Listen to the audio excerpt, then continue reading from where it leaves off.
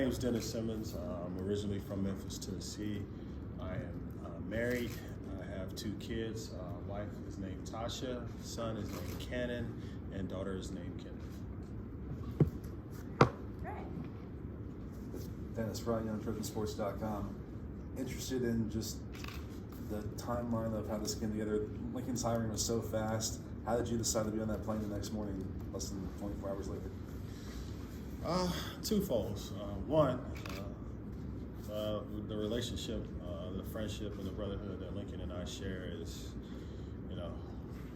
one of a very strong bond. So when he called, there really wasn't much more discussion that was needed. Hey, this is what I'm doing, and I need you there. So it was like, what time and where? Adam Grossbart, Orange County Register.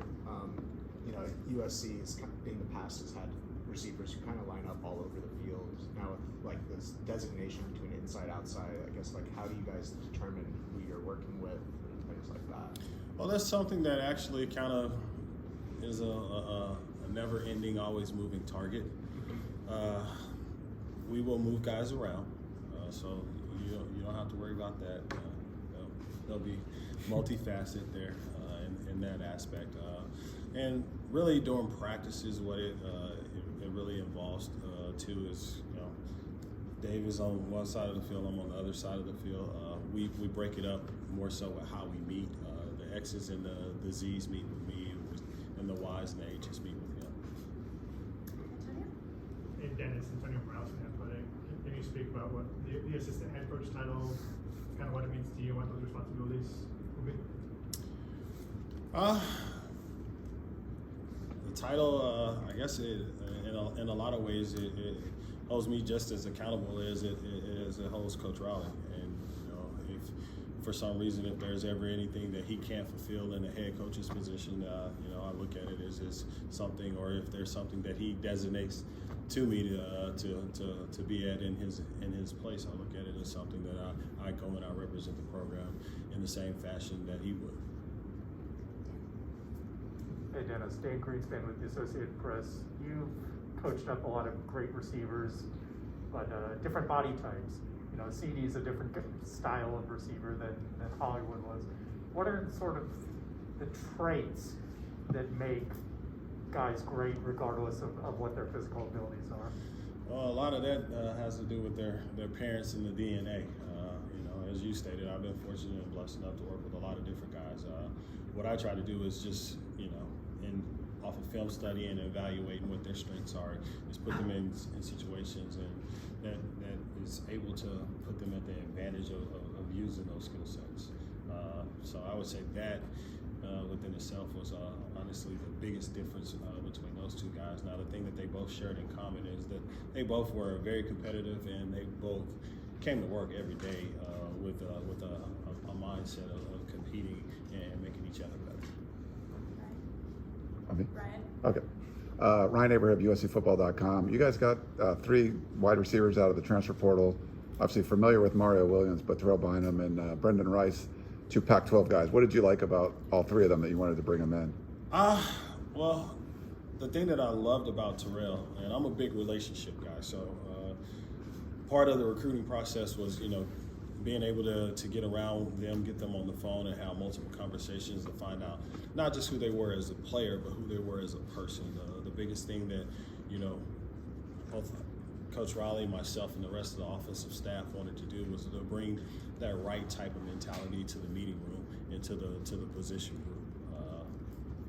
As my gentleman over here stated, you've had a lot of talented guys that have played here at this university.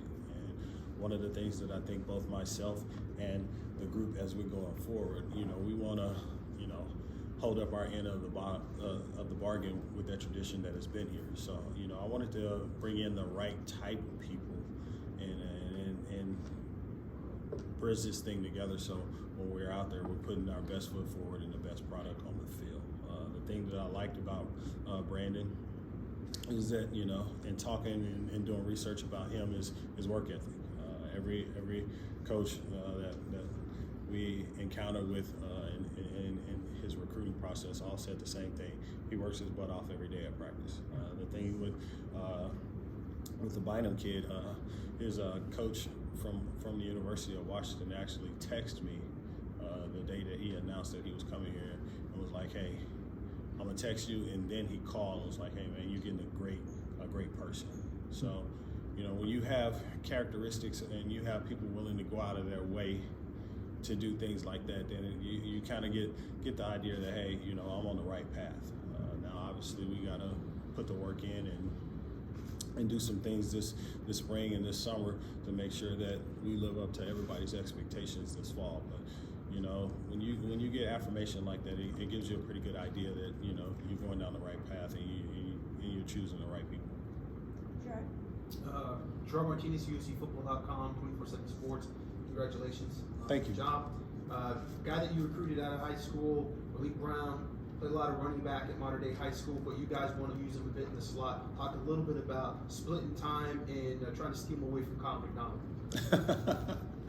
Well, at the end of the day, we want to be successful. So I mean, our deal is, you know, let's put guys on the field and then put them in spots that gives us the competitive advantage. So I think that'll take care of the whole aspect of with me and Coach Mack. You know, the thing with Reliki is you know, he's gonna have to be able to come in here and pick it up. And you know, he's doing some things right now to aid with that.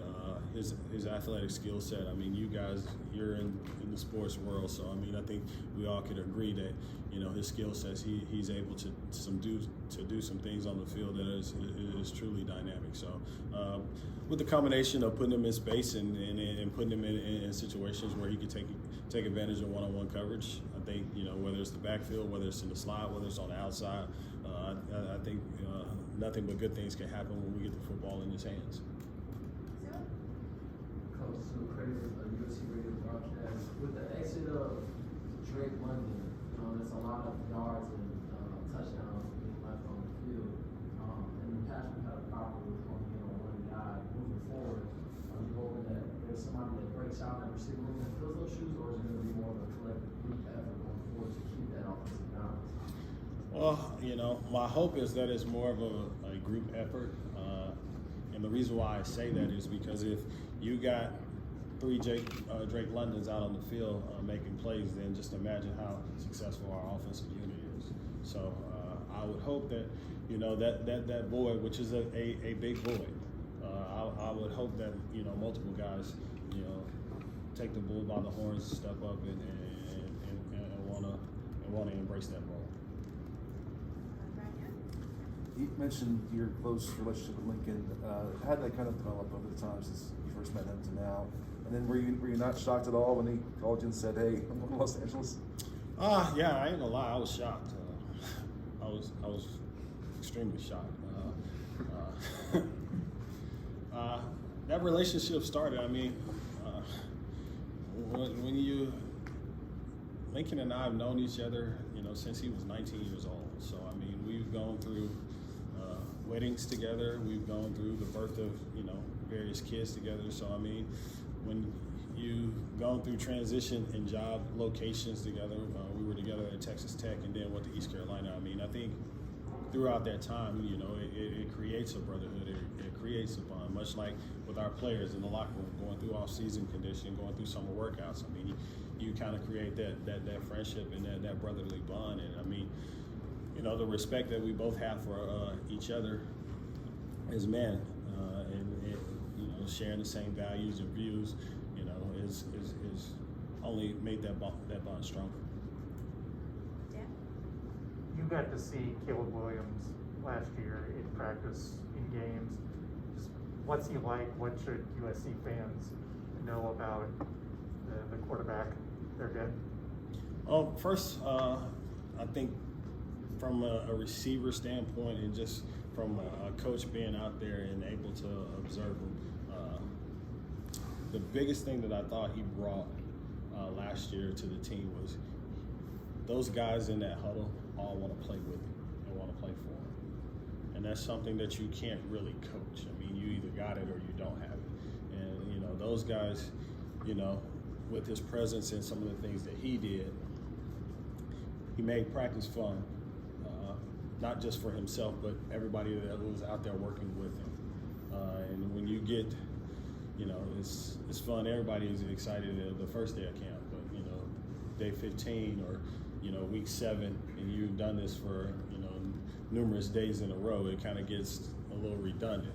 And you know, when you have a guy out there that has that type of energy and that type of passion that you're playing with, it makes the time go by quicker, and it makes those practice time slots that you're out there, it makes it fun.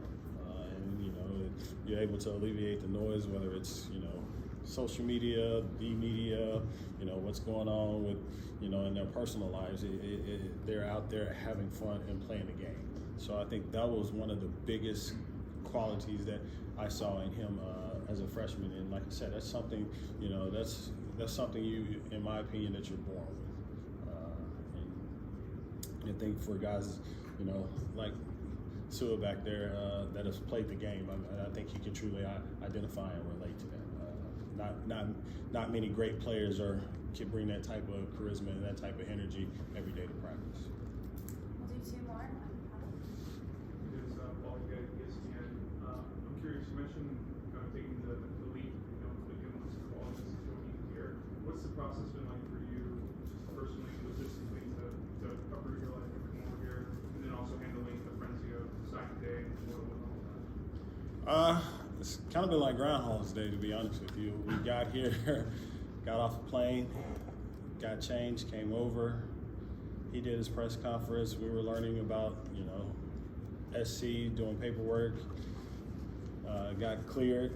The next day, we're out on the plane, out on the road recruiting. So, you know, I got the question a million times, like, hey man, I bet you're enjoying living in sunny California. And my response was, yeah, I'm not in California. I'm actually out on the road recruiting. So it's, you know, now that signing day is over and we're finally able to get around our players and the team, things will start to slow down. I'm excited. My family will actually be moving out here Saturday. So I will get out of my normal routine of moving my luggage out of one hotel room to fly back here to put it back in another hotel to pack it up again to move it out to go out the next week. So that'll be nice. We'll wrap it up with Mark. Hey, Coach. Mark Polkin, USC.com. At OU, you guys are known for big play capabilities from your wide receivers, but you guys also block really well at that position. Talk about how much you're going to emphasize that with the group of receivers out here. Well, if you won't block, you won't play. I mean, it's honestly just that simple. I mean, a part of our standard is, you know, competing with each other and playing for one another. And if you're not going to be a guy that's going to play for your teammate when you don't have the ball, you're probably not going to be a guy that's going to have a chance to get on the field to get the ball. Okay. Thank you, Coach. We all good? Thank you. Yep. Mighty Tom this way.